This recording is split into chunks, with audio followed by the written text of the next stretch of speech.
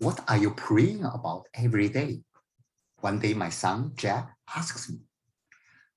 I pray for every important person in my life, for their health, safety, and what are you praying for me then?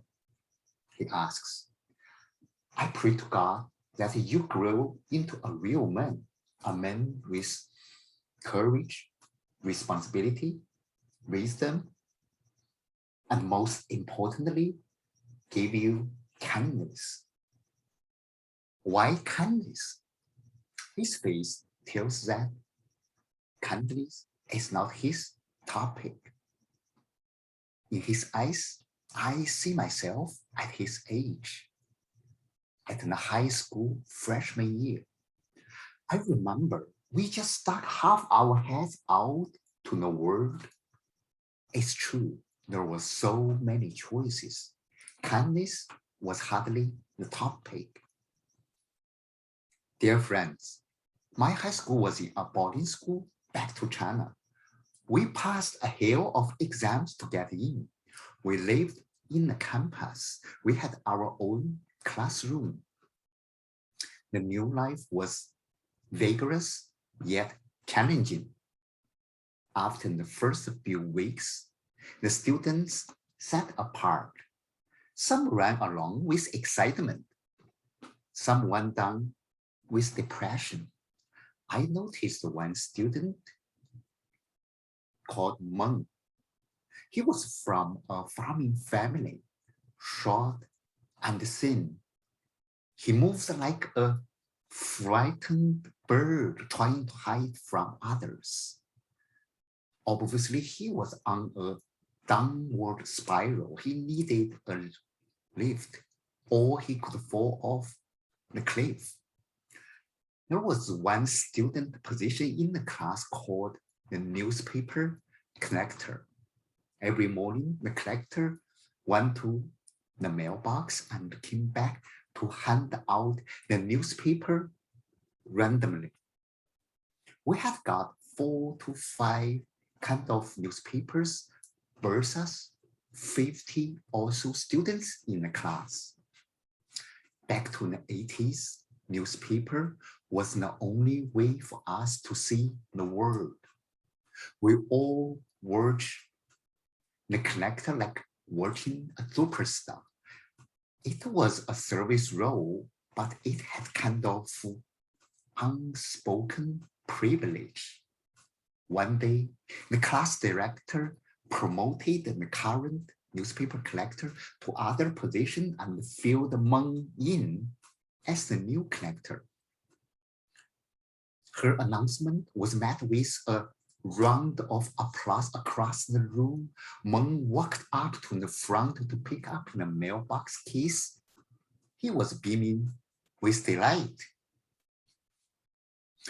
It was like suddenly the frightened bird opened its wings. We were all happy for him. He did very well in the beginning. Then something was off. He stopped handing out the newspapers. Every morning he came back from the mailbox, walked to his desk, and kept the newspapers under his arms and started to read one by one. Someone came to ask for the newspaper.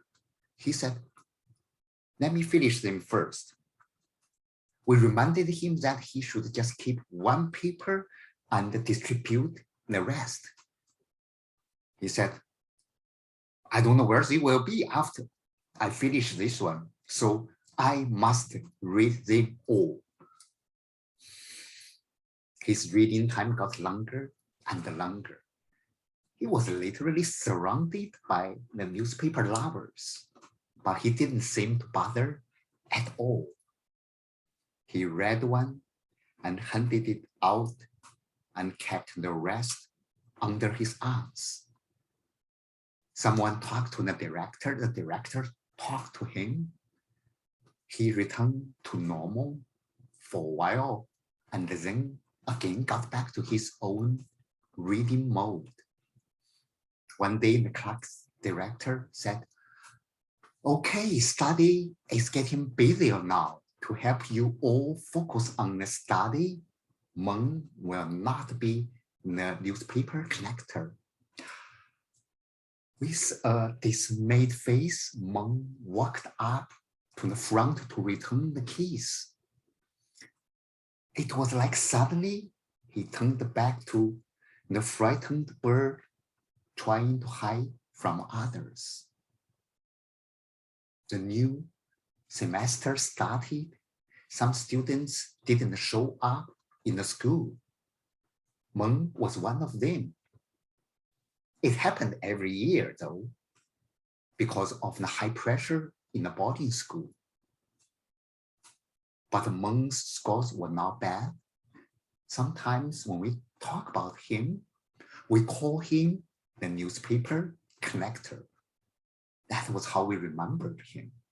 Sometimes we wondered if that position succeeded in keeping his energy, his parents might still keep him in a boarding school. Hearing the story of the newspaper collector, my son Jack again gives me a perplexing face. Why?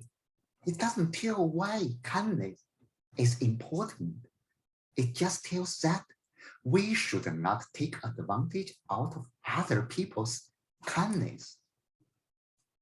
Yes, you're right, I tell him, but don't you see? A kindness doesn't necessarily buy another kindness. It has to be your own choice. As Jeff Bezos said, cleverness is a gift, but kindness is a choice. I cannot choose for you, son, I tell Jack, but I can pray. I pray to God, if I can only pick one thing for you, I will pick kindness. Thank you.